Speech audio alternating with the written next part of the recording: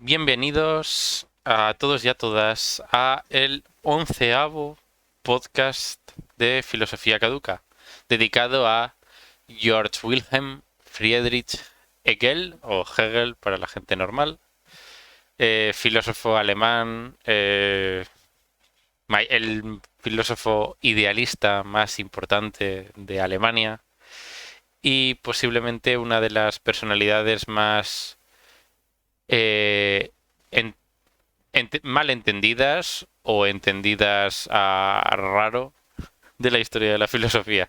Ya discutiremos sobre eso, ya que es un autor que tiene como una aura mística, como de incomprensión, de,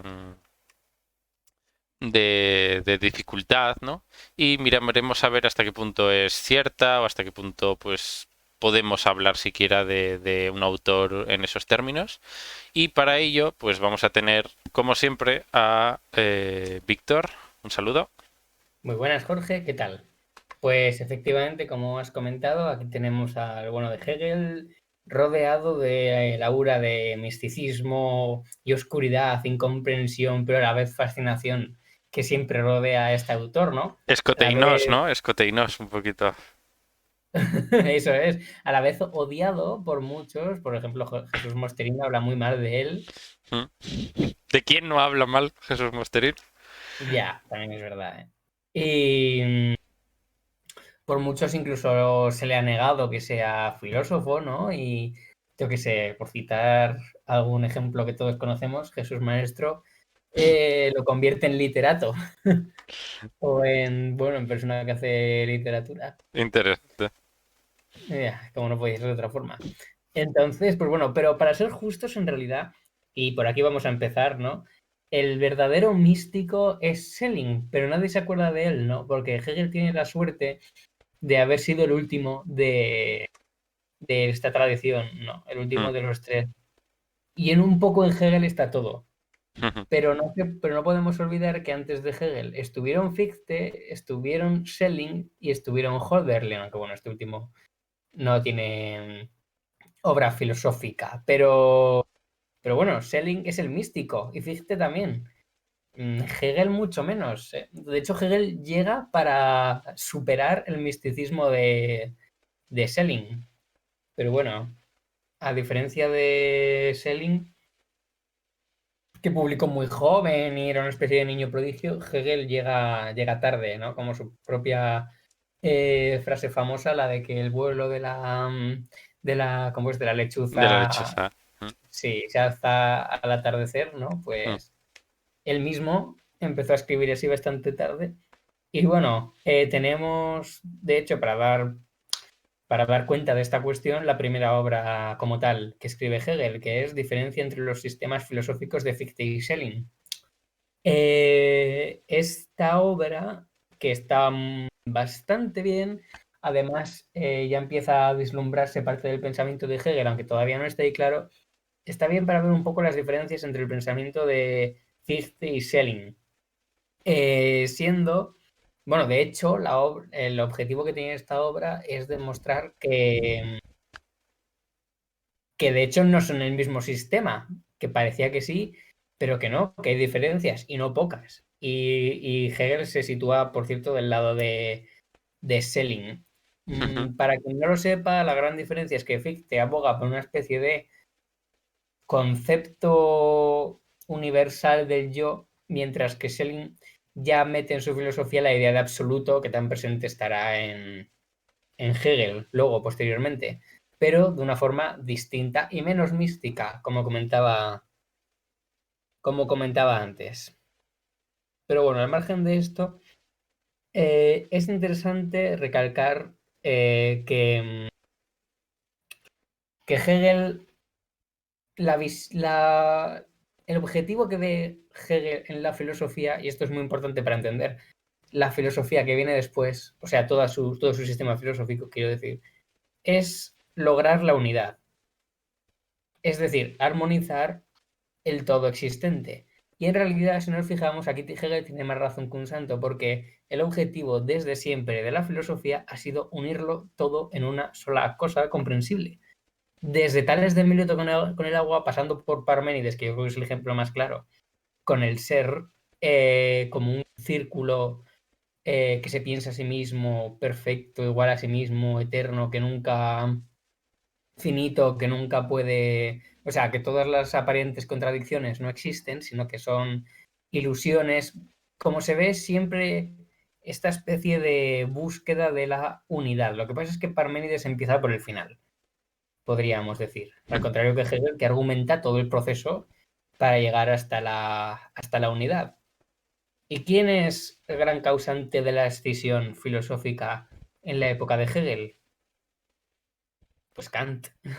Claro, porque Kant es el que divide el mundo, por si no estaba ya suficientemente dividido, de nuevo en fenómeno y noúmeno y en esferas, en esferas. En definitiva. Claro, dice Hegel, es que el objetivo de la filosofía es precisamente lograr la unidad. Y dice literalmente, la división, Entzweinung, bueno, la palabra alemana, la Entschwingung, sí. división, ¿cómo? Entschwingung. Eso es. La división es la fuente de la necesidad de la filosofía. Es decir, yo entiendo que es recuperar la armonía entre las partes. Vale, entonces, efectivamente el objetivo es el mismo que en Schelling, el absoluto, pero es que este absoluto no se hace solo, hay que hacerlo. Entonces, vale. En Schelling encontramos todo el rato la oposición básica entre finito e infinito. Y para Hegel la finitud sería solamente un momento en la vida del infinito. Y hay que fijarse, y esto es una cosa a la que recurre Hegel todo el rato, en que no podemos pensar la idea de finito sin recurrir, aunque sea inconscientemente, a la idea de infinito. Igual que no podemos pensar la idea de ser sin recurrir a la idea de no ser. Esto a mí me parece una cosa muy interesante. Los propios conceptos tienen sus delimitaciones claras en sus contrarios. Y no es conceptual y luego en las cosas mismas. Conceptualmente y luego en las cosas mismas. Vale. ¿Cuál es la diferencia con Schelling? Que en Schelling este absoluto en realidad lo que hace es sublimarse de alguna forma. Se van anulando todas las cosas hasta que, bueno, se llega al absoluto, que según Schelling solamente se puede llegar algo así como sumergiéndonos en una noche mística. Y esto es lo Ostras. que le... Sí, sí, claro, es que esta gente estamos donde estamos al final. Y Serious business. claro, claro. Y esto es lo que le criticará a Hegel, claro. Hegel dirá, o sea, a mí me gusta pensar la filosofía de Hegel en contraposición con la de Schelling como una filosofía, y que se me perdone por esta palabra, vitalista, en el sentido de que es el propio camino, ya parte del absoluto, no basta con desligarse de todo e intentar ver el absoluto al margen de todo eso y unirse místicamente con ello, sino que es una cosa que hay que vivirla, que hay que hacerla y que tiene su concreción real en las cosas que vemos, oímos, sentimos, Vale, vale, palpamos y vale. que vivimos. Esta es Entonces, la gran diferencia. pues eso es, entonces es bonito, ¿no? Incluso. Está genial, está genial. Vale, Si es vale. que Hegel es muy seductor, ¿eh? Ujú. De alguna manera es la manera de explicar lo que nosotros estamos viviendo, ¿no? Y Sí, el recorrido, ¿no? Que ha llegado, que ha llevado. eso es, eso es. A eso Ujú. llegaremos ahora, pero en Hegel es un poco... Bueno, pues sí, eso es lo importante, es el camino y la constante negación de ese camino. Por eso el camino es tan frustrante. Ya. Pero bueno, sí, vale. Y de hecho dice, o sea, Hegel se marca con Schelling una especie de Aristóteles con Platón, ¿no? De más amigo soy amigo de Schelling, pero más amigo de la verdad, pues lo mismo. Sí, sí. Qué Y bonito. dice Hegel de Schelling, enterrar este conocimiento, es decir, afirmar que en el absoluto todo es uno, en contra del conocimiento determinado y completo, o el conocimiento que, por lo menos, investiga y exige completarse, proclamar el absoluto como la noche en la que, como se dice, todos los gatos son pardos, en esto consiste la ingenuidad del conocimiento vacío. que es el conocimiento de Schelling. Así que Vale. eso, o sea que Hegel a veces como gran enemigo de la ciencia y en otros momentos es precisamente el que más exige el estudio concreto de las cosas del aquí y el ahora. Vale, pues bueno, dicho esto, entonces, ¿de qué se encarga la filosofía? Como ya hemos dicho, de la unión de las cosas, es decir, del absoluto, ¿no? La unión de las cosas no es otra cosa que el absoluto. Vale. Y el absoluto, bueno, es el proceso de su propio devenir, ¿de acuerdo? O sea, vale, sí. Sí, bueno, es repetir sobre lo mismo. Lo importante es el camino, ¿vale? El desarrollo. Sí, ¿Por qué? Porque en realidad el absoluto, cada vez que se completa, vuelve sobre sí mismo. Se va replegando sobre sí mismo. Porque el principio también es parte del absoluto, no es que se quede ahí por detrás desperdigado. Es que es alfa y omega, para que nos entendamos. vale, entiendo. Sí, es fácil. Pues eso, no es solo el final, sino también su proceso. En eso lo podemos, en eso lo podemos resumir. Y dirás, esto me suena, esto lo he leído ya antes, en un libro llamado Ética, de un señor llamado Baruch Spinoza. Y podríamos pensar que sí, pero no. Porque la diferencia con Spinoza es que en Hegel el espíritu también es sujeto. Entonces, la verdad no se capta solo como sustancia, Ujú. sino también como sujeto, en el sentido de que tú también eres parte Sí, vale. de ello. Las verdades, dice Hegel, se captan dos veces, una como objeto y otra como sujeto, que es cuando la haces tuya, realmente. O yo por lo menos siempre lo he entendido así. Es decir, y dice Hegel, la realidad llega a conocerse a sí misma y lo hace en y a través del espíritu humano. Lo que el absoluto, lo que el espíritu absoluto sabe de sí mismo, es lo mismo que nosotros sabemos del espíritu absoluto. Y lo hace a través de nosotros. No sé si me explico. No es trascendente ni está por encima, sino que todo lo que se sabe, todo lo que nosotros sepamos sobre el espíritu absoluto es lo mismo que el espíritu absoluto sabe sobre sí mismo. Por eso hay que hacerlo. Por eso es una cosa que hay que elaborar. ¿De acuerdo? ¿A través de qué? Pues ya veremos, pero a través del Estado, de la familia y del trabajo. Claro.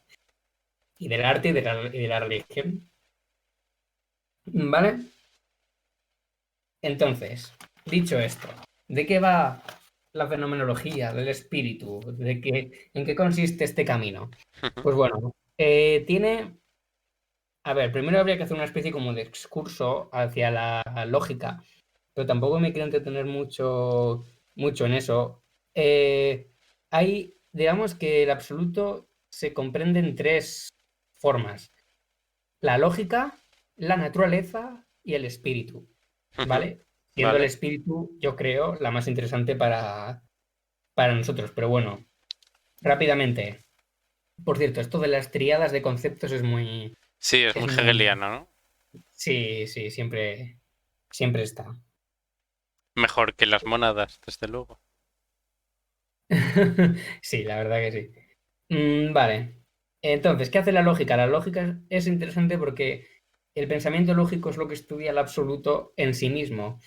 Es decir, la lógica opera directamente con las categorías del absoluto, ¿vale? ¿Se entiende? Es el propio pensar el Vale, absoluto. se entiende. Sí. Luego, la filosofía de la naturaleza estudia el absoluto para sí mismo. Básicamente, la filosofía de la naturaleza es, como su propio nombre indica, el estudio de la naturaleza, que es el momento en el que el espíritu eh, ve la naturaleza que es suya también propia, pero la ve fuera de sí misma, en algo concreto. ¿De acuerdo? Está separada y se da en contra, bueno, está opuesta, pero eso hay que entenderla, ¿vale? Eso es la filosofía de la naturaleza. Y luego la del espíritu, que es en la que entraremos ahora, que es en la que se estudia en y para sí mismo, el absoluto. Vale. Sí, otro concepto clave sobre este tema, lo de la dialéctica, ¿vale? Es muy importante entenderlo porque la lógica hegeliana opera con la dialéctica, bueno, exactamente igual que todo. Ujú. Dice Hegel, o sea, niega Hegel el principio de no contradicción con la dialéctica. No, No, claro que no, no, porque son momentos claro que no. distintos. Exacto. ¿Por Claro, qué? Porque es un principio dinámico. No es que en el mismo momento, en el mismo lugar se esté dando exacto. el contrario, sino que, bueno, eso, al ser dinámico, no se dan a la vez, sino que dice Hegel, es que de hecho, efectivamente, el principio de no contradicción es lo que rige el mundo. ¿Por qué? Porque si no existiese el principio de la contradicción, nunca avanzaría la historia. Ya. La razón, precisamente porque son incompatibles los contrarios, es por lo que se resuelven. Si no, nunca se resolverían y existirían tal y como son, siendo contrarios. Ujú. ¿De acuerdo? Pues To- eso, yo creo que hay que quedarse con esa idea, con que es Totalmente de un... acuerdo con Hegel en esto. Y si alguien le lleva la contraria, es un poco tonto. No, Exacto. no, a ver, no, no sé, no creo que se lo haga mucha, que le llegue la contraria a mucha gente, ¿no? Aunque sí que es verdad que Hegel tiene esta idea, ¿no? Como que desde el principio, eh, claro, por mucho que sea dinámico, desde el principio va a ser así, ¿no? O No igual sé, ¿a qué te refieres? que de alguna manera es un, no sé si hasta qué punto, pero es un propio desarrollarse de la idea, pero que desde el principio estaba ahí, ¿no? La posibilidad. Así que de alguna manera en esas contradicciones sí que hay, son contradicciones que sí que se dan aunque sean en distintos momentos, desde un Ah, sí, inicio por esa supuesto. contradicción se da. De hecho, todo concepto tiene en sí mismo su futura negación. Claro, Pero no solamente los conceptos, sino que es que en las cosas mismas también hay contradicciones, ya, como se ve todo el tiempo en la historia de la humanidad, dirá Hegel. vale, vale, vale, perfecto, Claro, sí, que parece que hay que ir a Marx para ver eso, pero que va, Hegel ya habla de que en la historia de la humanidad hay contradicciones, hombre, pues claro que las hay, evidentemente. perfecto. Vale. Sí, eso, Hegel no duda en expresarse como si las contradicciones existieran, eh, es que también están en la realidad, simplemente. Ujú. Vale. Por cierto, los términos estos de em, tesis, antítesis y síntesis son más bien fictianos antes que hegelianos. Pero, como yo personalmente pienso que decir en lugar de síntesis, identidad en la diferencia aporta entre poco y nada, no me parece mal utilizar esos términos, que es lo que se ha venido utilizando y ya está. Pero bueno, yo qué sé. Esto lo digo porque se suele utilizar mucho cuando se habla de Hegel, que otra persona te diga, es que Hegel no habla casi nunca en estos términos. ¿Por qué? Porque es muy útil para ganar en un debate, demostrar que el rival en realidad no tiene ni idea de lo que está hablando. Pero es que es pura estética, eso, porque no aporta demasiado a este nivel hablar con otros conceptos cuando al final lo que se está expresando es eso, vale, es un poco más complejo, pero al final no es muy distinto de tesis, antítesis, síntesis, ¿eh? Es la tríada, vamos, sin más, quería... No, pero es que Hegel, no, pero Es que eso lo dice muy poco. Vaya, es que pues dices identidad en la diferencia, que lo cambia muchísimo. Pero bueno, eso. Sí que es recomendable, por ejemplo, en las oposiciones decir identidad en la diferencia y esta clase de palabras. perfecto. Entrar en el Vale. vocabulario hegeliano, ¿no? Un poquito. Sí, eso es. Eso es, eso es. Vale. Pues bueno, ya hemos visto esto, pues ahora pasamos ya a lo que es la fenomenología de la consciencia. Recordemos que el libro se iba a llamar, ¿cómo era? La ciencia de la experiencia de la conciencia o algo así. Bueno, de hecho lo voy a buscar para decirlo exacto, porque igual lo he dicho mal, que tengo aquí abierto. Ciencia de la experiencia de la conciencia, ese sí, ya lo he dicho Un bien. nombre bonito. Un nombre bastante bonito. Que parece bastante un trabalenguas, pero yo creo que en alemán no es tan trabalenguas. Ya. Porque ciencia se dice de otra forma. Wissenschaft. Supongo que diría Wissenschaft. Claro, O igual no es Wissenschaft. No sé, habría que ver qué palabra es la que decide usar. sí, es verdad. Vale, pues entonces, aquí estamos en la fenomenología de la conciencia, que bueno, Ujú. yo entiendo que, bueno, son momentos del espíritu también, ¿de acuerdo? Eso, a ver, voy a comprobar una cosa un segundo.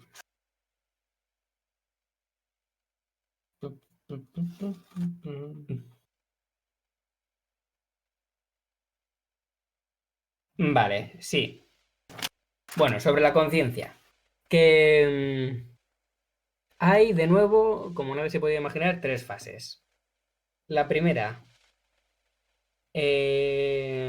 la conciencia normal y corriente, es decir, la conciencia del objeto como una cosa sensible, luego la autoconciencia y por último la razón, ¿vale? Que sería ya... El final, ¿no? sí, eso es. Claro, dice, y esto es un poco, aquí sí que viene un poco un hachazo contra los positivistas y contra los cientificistas. En este primer punto, en el de la conciencia de algo y de ese algo como como una cosa sensible que se opone al sujeto, es donde es lo que, por cierto, Hegel lo denomina conciencia ingenua, Ujú. es, es donde estaría, pues eso, el pensamiento de que en la realidad empírica es donde está, es lo más rico y es donde está El lo que va a dar realismo, vida. ¿no? El El realismo. real, no, no, pero no en el sentido escolástico, sino el Sí, no. realismo Cientificista, positivista. sí, el positivista. Eso, Sí, sí, sí. Sí, eso es. vamos, en creer que que la naturaleza lo es todo, ¿no? La naturaleza Exacto. entendido como sí, lo empíricamente, Creer que lo efectivamente. que estás viendo es, lo que, es la verdad. Sí, sí. Vale. ¿Qué es lo que sucede en este camino? Que llega un momento en el que la conciencia se da cuenta de que lo que está viendo es producto también de sí misma y se vuelve hacia sí misma para estudiarse a sí misma y entonces se transforma en autoconciencia, que yo creo que es un poco lo que pasa con Kant, cuando se da cuenta de que no se puede Sí, conocer la cosa en sí y sí, tal. sí, efectivamente. Eso es. Y pasamos a autoconciencia, que es, la palabrita es Selbstbewusstsein. Selbstbewusstsein. Eso, eso es. Así que eso, la mente se vuelve hacia sí misma, ¿no? Ujú. Y aquí mete Hegel la noción de deseo.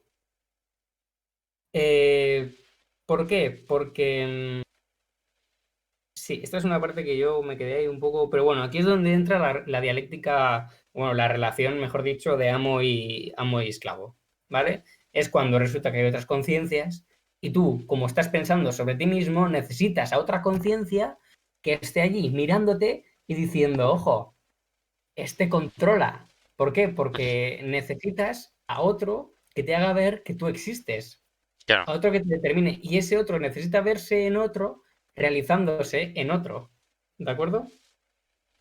¿Se entiende? se entiende. Eh, sí, ahí estamos.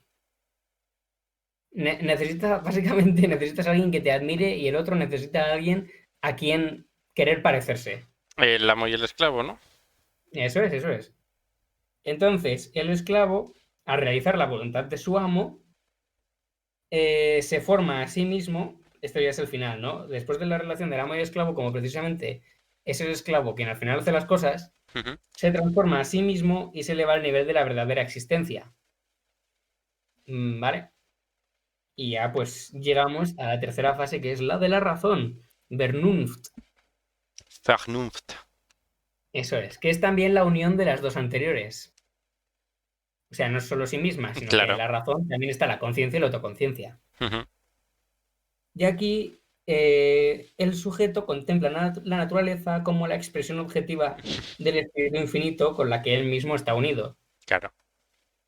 Eso es. Ya se contempla como, pues eso, parte de lo demás, Más. tal. Ya Y el sujeto finito, consciente de sí mismo, se da cuenta de que es parte de una vida más profunda, que es la del espíritu absoluto, ¿vale? Y se ve a sí mismo como una parte necesaria de esa autorrealización.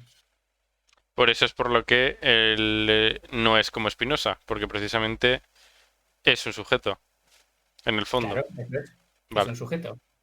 Y es que si no fuese un sujeto autoconsciente sería imposible. claro. Eso Porque es. se da a sí mismo cuenta, el espíritu absoluto se da cuenta de su evolución, ¿no? Como de alguna Sí, manera.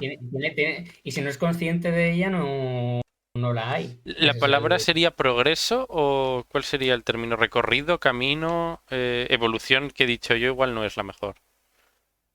Mm, Yo creo que cualquiera está bien. vale, vale, vale. Cualquiera de esas. Ujú. Entonces, vale. Sí, bueno. No sé si meterme en más cosas de la lógica. Yo creo que no hace mucha Y yo falta. recuerdo que sufrí bastante leyendo la lógica. Lo poco que leí de la lógica de Hegel. Sufrí. Normal. Baste con decir que empieza con el ser, que yo creo que es así un poco. Y es lo que hemos comentado antes, de que para pensar una categoría hace falta su contraria Ujú. siempre. Y que mientras piensas en el ser, ya estás pensando el no ser, porque si no lo piensas como indeterminado. ¿Por qué empiezas allí? Porque es lo más indeterminado, lo más abstracto, tal, en lo que cabe todo, que en el fondo, precisamente por eso, es lo más cercano también al no ser, que es lo curioso. El ser que es el todo se parece muchísimo al no ser que es la nada, porque en el fondo es el pensamiento vacío. Mm. ¿De acuerdo? Entonces llegas del ser al no ser y finalmente al devenir. ¿Vale? Esta es la primera parte de la lógica. Luego viene la de la esencia y por último la del concepto. En la de la esencia es donde ya se piensan todas las demás categorías y en la del concepto pues es donde llegamos al absoluto. ¿Vale? Recordemos que la lógica tenía el objetivo de pensar el absoluto de la forma más pura. Vale. Sí, a ver, por no seguir. Sí, bueno, claro, quedaría por hablar también ahora ya de lo que es el espíritu dentro del Estado. Claro. Eso es. Que Y en el fondo no hay que olvidar que, además de ser un metafísico, de alguna manera es un filósofo importante dentro de ética y política. Y dentro de la claro, construcción se le llama, no sé hasta qué punto tiene sentido, pero se le llama el filósofo del Estado prusiano. el filósofo Como del Estado. no sé hasta qué punto eso tiene fundamento, ¿no? Yo Pero diría que sí, ¿eh? Yo diría que sí que lo tiene. Pero bueno, primero sobre el espíritu, por aclarar. El sí, espíritu tiene otra vez tres fases, ¿vale? Por si no está quedando claro. El espíritu subjetivo, el espíritu objetivo y el espíritu absoluto, ¿vale? Que son tres fases distintas de las que hemos hablado hasta ahora. ¿Por qué? Porque ahora ya estamos o yo entiendo, si no me he perdido, que aquí ya estamos en la parte de la razón y ahora ya empezamos con el espíritu que pasa de lo subjetivo al objetivo y por último al absoluto, ¿vale? No, mentiras. Bueno, sí, más o menos. Bueno, lo importante, y esto es la diferencia con de lo que antes estábamos hablando, es que en el espíritu objetivo es donde están todas estas cosas de el derecho, la moralidad y la eticidad, ¿vale? Que son las tres fases que maneja antes de volverse autoconsciente. En el derecho, de lo que se habla es del derecho a la propiedad. ahí estamos. Hombre, obviamente, no es otro que este. Em, Cuando tienes derecho a la propiedad, ya pasas a... Sobre esto luego, bueno, pretendo volver. Luego está la parte de la moralidad, que es la que tiene voluntad de bien universal, pero solamente formal, es decir, que no se Kant, concreta en nada, que es Kant. Kant, que es Kant. Y Entonces, por último, Locke, Kant, ¿no? Locke podría ser el primero o no es no buena. podría ser, ¿por Bueno, qué sí, no? en general, sí. Pero vamos, lo de las éticas formales, eso sí que tiene nombre y apellidos, yo creo que. Sí, sí, sí, ese sí. Y, y la eticidad, que se diferencia de la moralidad en que ya no es Y, que sea contraria, sino que tiene realización. sí, Claro, tú miras a tu alrededor, en el estado, y dices, he aquí la concreción material de la voluntad de bien de la moralidad. claro. El ser y el deber ser morales y civiles y del espíritu coinciden y por eso los podemos conocer. Qué bonito, ¿eh? Qué bonito, ¿eh? Y aquí llegamos, pues bueno, sería ya el espíritu absoluto, que es la tercera fase, ¿de acuerdo? Espíritu objetivo en el que están estas y por último espíritu absoluto, que es el espíritu de un pueblo, Ujú, ¿vale? Y perfecto. por eso es, Pues totalmente de acuerdo. No, no, no es broma. concretamente, el alemán. Nada. Hombre, que no. El griego, no sé qué, no sé cuál iba en medio, y por último el alemán. Ujú, Pero bueno, por aquí iríamos en la filosofía, bueno, sí, la filosofía del derecho, ¿vale? Que es a lo que íbamos. sí.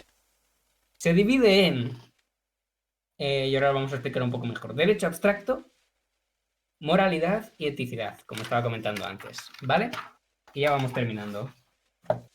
El derecho abstracto es la propiedad y se manifiesta en esta propiedad, mientras que en la moralidad lo importante es la acción y la intención de esa acción, perdón, que son las éticas formales. Cuando el fin absoluto de la voluntad se identifica con el bien, pero abstractamente, ¿vale?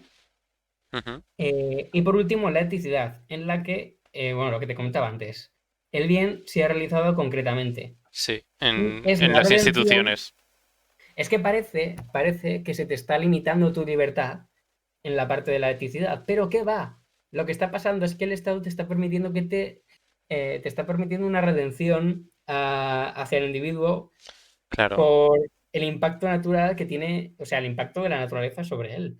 claro. Y aquí es cuando tú, eh, bueno, que solamente te puedes realizar en el Estado, básicamente. Está cumpliendo tu moralidad, ¿no? De alguna manera. La eticidad lo que Exacto. viene es a hacer efectivas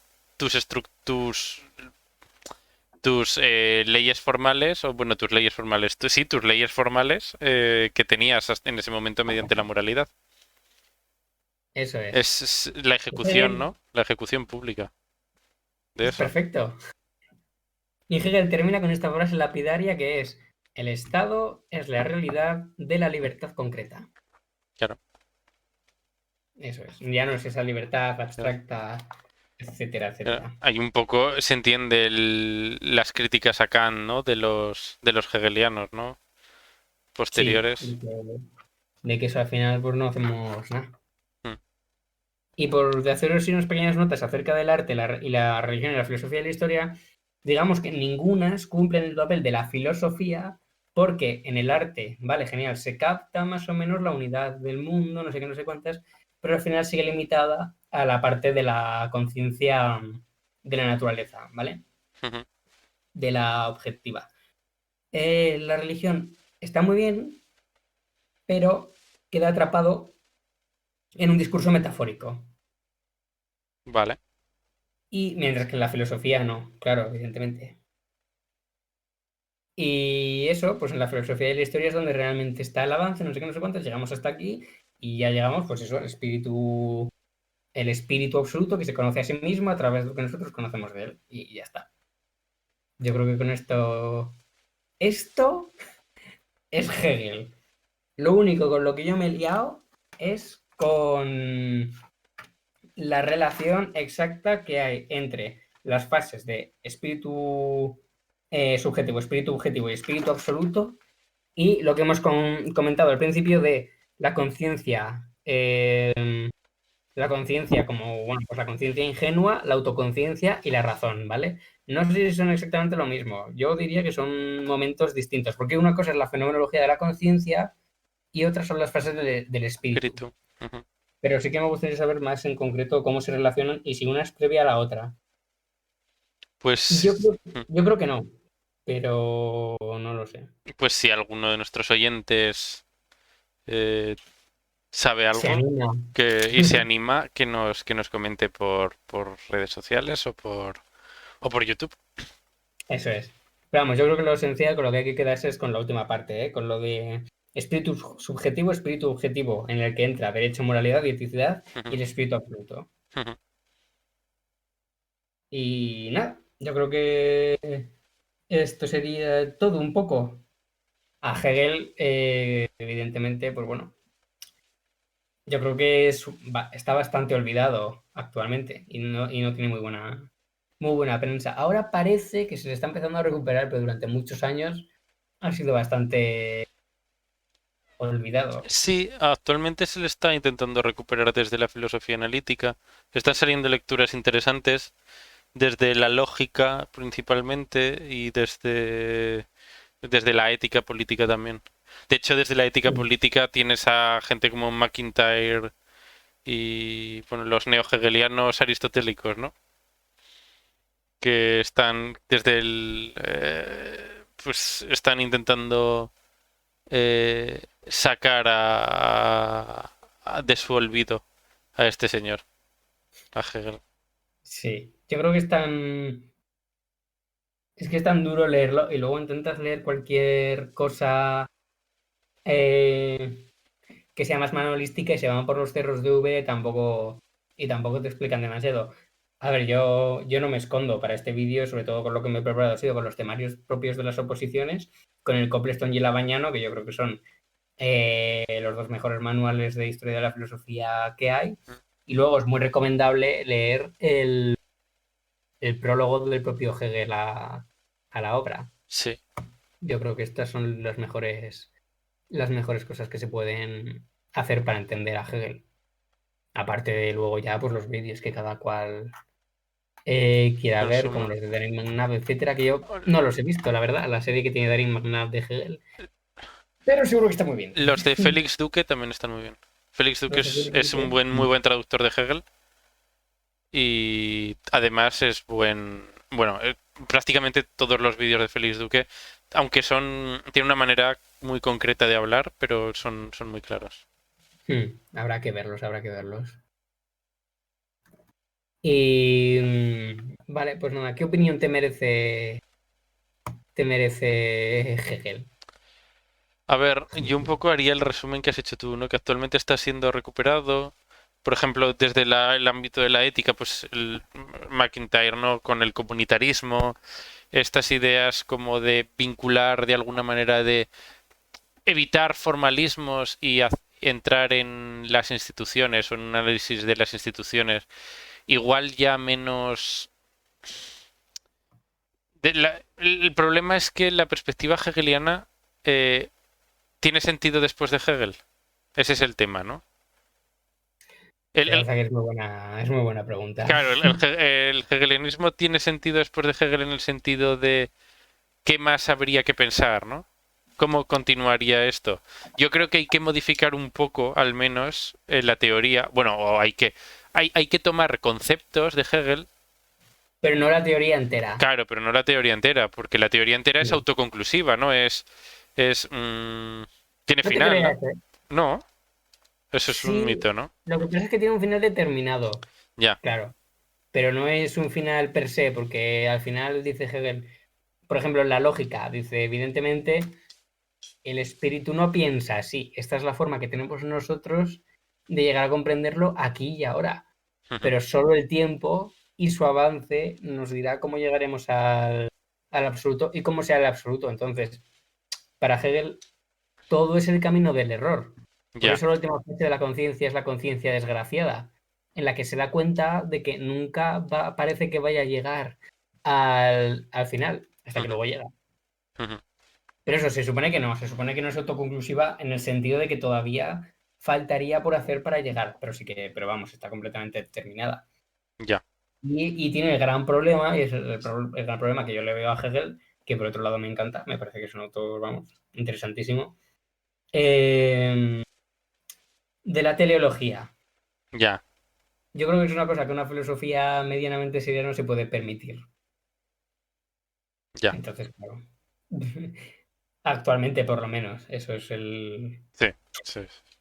Ese es el gran fallo que tiene. Pero bueno, Sí, sí. La teleología es un poco un error. Bueno, un error, un problema, ¿no? es un problema, es Por un eso, problema. sí, yo creo que lo que tiene sentido es no tomar la teoría entera, sino tomar conceptos, tomar incluso la dialéctica, ¿no? Si quieres. O... Sí. Hombre, a mí lo de la eticidad me parece súper interesante, ¿eh? Sí, la eticidad es muy De interesante. hecho, creo que es como de hecho actuamos en la sociedad, porque no actuamos de acuerdo con la idea kantiana No, no, no. de las éticas formales y el deber como un universal, sino que actuamos intentando cumplir con el deber que se espera de nosotros según nuestra situación Sí, dentro del Estado. sí, sí. ¿Te parece? Efectivamente, no, no robamos por la institución de la propiedad privada, no por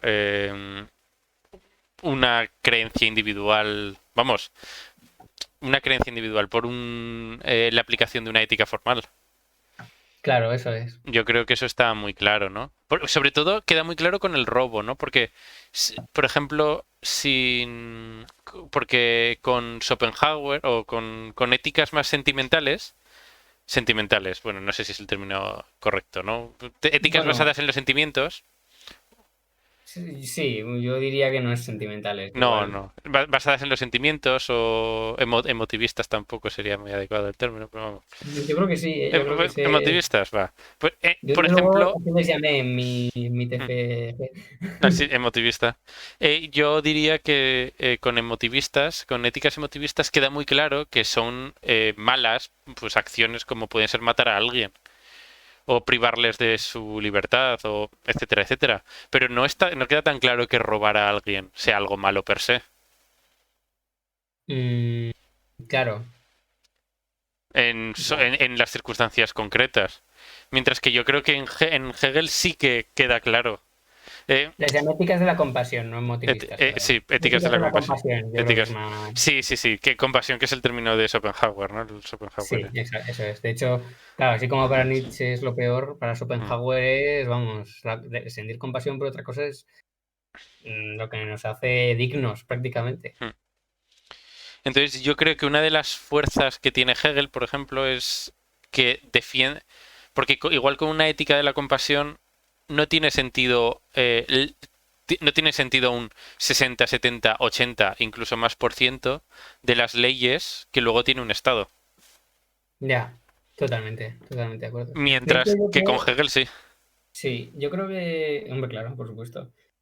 Es el sistema de castas. Mm, Yo creo que Hegel tiene la ventaja de que es muy intuitivo en el sentido de cómo realmente las personas pensamos en nuestro día a día, ¿no? Por eso es fenomenología, porque criticamos la teleología, pero vivimos en una teleología, como dirá luego Heidegger, que no llamándolo teleología, ¿no? Sino llamándolo, pues eso, orientación hacia el futuro, como lo quieres llamar.